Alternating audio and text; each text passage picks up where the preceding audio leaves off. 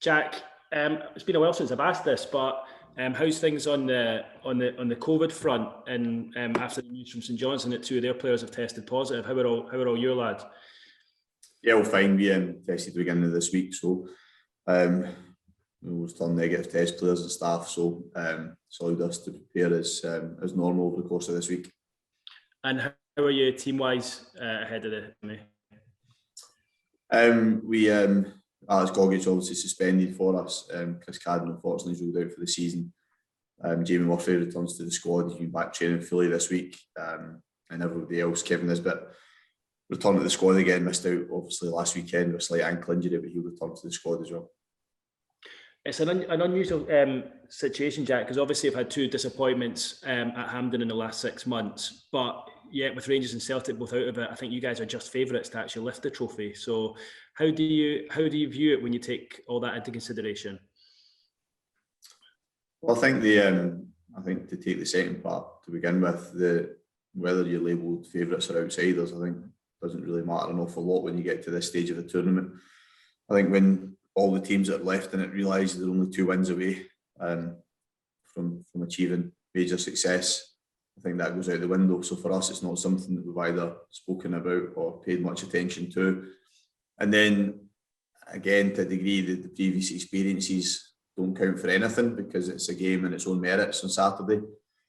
However, we've, as you pointed out, we've had the soreness of losing 2 semi-finals close together, or relatively close together. And the one thing that it does do is give you that acute reminder of what that feels like, and it is painful. And you have 2 choices in that regard: not want to go back there to avoid that feeling, or get back there to make sure you come out on the right side of that feeling. And you've got a group that's fully determined, I think, to have that positive feeling in the aftermath of Saturday's game. Do you talk about the failures, those two games, or do you try not to talk about too much in the build up to a game like this? No, well, you can never affect anything that's already gone. The only thing we can affect is each game that lies ahead for us, and we can affect the semi-final on Saturday. We can affect it in terms of the type of performance we produce, and we can affect it in terms of the end result that we get from it. So that's been our sole focus. Anything that's gone in the past, we can't do anything about now. The only thing we can control is what lies ahead, and we've got the opportunity to do that at the weekend. In a strange roundabout way, is there more pressure on the 4 teams that are left in it without Rangers or Celtic in there? No, I think it's highly disrespectful to assume that any of the teams that are left in it think that it changes the dynamics of it. We, like I'm sure the other managers would tell you, have believed that we could win a cup this season. I think when you're a Premiership team, I think you should believe that's a realistic ambition for you, irrespective of the teams that you come up against. I think that's been proven in the cup competitions. The fact that neither of the old firm have been through to the last 4 in any of the major cup competitions. So rather than that being something that they've not done well, I think it should be more focused on the fact that there's good teams in Scotland, competitive teams who are good enough on their day to win against any given opposition. So I don't think, certainly I can only speak for myself, but it certainly doesn't change the dynamics of us believing we can win the tournament or the opportunity it presents. We would feel as if we had the same opportunity if both Rangers and Celtic were at this latter stage as well. Just finally for me, Jack, you made a new signing this week. What will he bring to your squad? I'm not going to say too much about it, Keith, because it's not all been confirmed yet. Subject to obviously completion of his final medical. So I think when that point comes around, then I'm happy to speak about it in full then. But I think, like always, I would prefer it to all be completed, and then I would speak properly about it. But naturally, if things does go through, it's another really promising young Scottish player that we've managed to attract to the club. Thanks, Jack. Good luck. Thanks, Keith. Thank you. Jack, will you be doing anything differently, or have you done anything differently this week as a manager compared to the previous semi-finals? No, I mean, I think it's a fair question, because I think you'll always reflect on what you do, and if there's anything you can do differently or better. But the truth is, we're fairly structured in how we work, and in the main this season, it's proven to be the right way to work in terms of the relative consistency of results and where we've found ourselves in cup competitions and in the league. There's little bits and pieces that we've discussed with the players that if we wanted to do things slightly differently, we would have done. But I don't think the players have apportioned the defeats to anything other than The first one, very fine margins on the day, and the second one, one of our poorest 45 minutes of the season. So I think that they're honest and enough to look at that pragmatically rather than try and look at it to do with superstition or anything that within the routine that wasn't right. So been aware of it, discussed it, but felt as if the way we've worked all season has given us relative success. So it's what we'll try and do in the build up, or we have done, in the build up to this game on Saturday. And personally for you, in terms of your management experience, how much have you learnt from that, the hurt and the disappointment, and how you can prepare for a semi-final? I think all it does is, as I said earlier, you don't want the feeling, so you want the opposite feeling. I've had both sides of the feeling as management. I've come out in these big games and had enjoyed success and a good feeling, then I've had the soreness off it as well. And I've been beyond semi-finals, then had the soreness in finals, and it does hurt and it is painful. But as I mentioned earlier, that all it does is either make you not want to be there or strengthen your resolve to make sure you have that success, and that's all it's done for me. It's certainly not diminished my desire to try and bring major silverware to the club, and hopefully that's been evident with how we've progressed through the Scottish Cup this season to get to another semi-final. The Dundee United performance against Aberdeen in the last round earned a fair bit of praise. Is that the kind of United you'll have to prepare for this weekend? Well, I'm sure it's the Dundee United that Mickey will want us to face, because they were hugely impressive on that afternoon. They have enjoyed a terrific season. Again, it's maybe went under the radar a little bit in comparison to some of the other stories in Scotland this season, but I think to come back into the Premiership and be as comfortable as they've been for large parts of the season, threaten to be in the top six, and then obviously progress through the last four of major tournament is testament to the job that Mickey has done at the club. Then have good calibre of players as well. League games have been tight, albeit they've all, with the exception of the draw, have all been in our favour. So always respect for the opposition, believe it will be a difficult game, as all semi-finals are. But as a group, I think I've had the sense around training this week the players are ready. They're ready to go. Thank you. Thanks, Sheila. In what frame of mind do you go into this one? What's your predominant emotion, I guess, going into this big semi? Excitement and looking forward to it. I think you work as a player or as a manager or coach for occasions and big games, and we've been fortunate. We've had quite a few of them in a short period of time, and this is another one. So I think for players and staff, it is much better to be in May and be preparing for this type of fixture than have a meaningless league game to look forward to, or no weekend or no fixture or whatever it might be. So for us, nothing other than excitement, anticipation, and as I mentioned earlier, a group of players I think that very much look ready to go at the moment. Much is made in professional sport of the mental side of the game. How big for you is the psychological side of this one? It's no different to the psychological side of the game for every single match. The prize to get to a cup final is one that people focus on, but I think for us it's been about creating a culture all season that is about the same mindset for every single game, irrespective of opponent, whether it be a league game or a cup game. And so, again, looking at the consistency of our approach to this week, it's the same for every single game. It doesn't guarantee that you win games. Only the very, very few teams win every single week, but we're fighting hard to create a mindset amongst the players that their approach to every game is one that means that mentally they're prepared and they're ready to go, that they back themselves, they trust in what we do, they trust each other. And as I said, over the course of the season, they've got that. They've shown that to be right more often than it's not been. And do you think a run to the final, and in your opinion, for your side, hopefully lifting it, could turn what's a good season already into, I don't know, a great season? Yeah, I think that's pretty obvious. I think if you, we've had, I wouldn't say it's a good season. I think we've had a very good season. I think the level of consistency the team has shown. I think the club was just above relegation zone when I took this job a year and a half ago. So the progress the squad of the players has made has been brilliant. We've continually been in semi-finals and consistently been around that last four since I came to the club as well. But to go in to make yourself part of the club's very fabric and history, you win silverware. That's what the players did in 2016. And rightly deserve their place in club folklore. But this group that I'm working with at the moment, have that opportunity is there for them to do that. And as you said, they will shift from being a group of players that people will remember as having had a good season or performed at a level that this club hasn't done regularly enough, one that goes down in folklore, and it's a very obvious incentive for them as well. Yeah, I was going to ask you about that. You ask a Hibs fan what the Scottish Cup means to them, and instantly they'll go 2016, the last second goal. What does it mean to you, the Scottish Cup? Well, it still retains its romance for me. I grew up dreaming of lifting that cup as a player. For me, a lot of the games that have been replayed, I think via your own channel at the moment, Hibernian, are games that I remember fondly. Different teams involved in, different players, iconic images of players lifting that trophy, and the closest I got as a player was the semi-final. So it has retained this magic for me. It's never ever diminished in what I believe to how big a competition it is and how much it means to lift it. And you reference 2016 there. I know from the players that are still at the club how much that day meant to them, and I think it's brilliant that the competition itself is still viewed in that way in Scotland. I don't think there's many that don't view it that way. So for me, it still holds that. It's something that I've always wanted to do, and I would love to do it as a manager. I didn't do it as a player. I'd love to do it as a manager. Jack, just earlier on this week, Josh Doig nominated for Young Player of the Year. Deserved recognition for him? Yeah, I mean, everybody is always going to be biased, prejudiced towards their own players.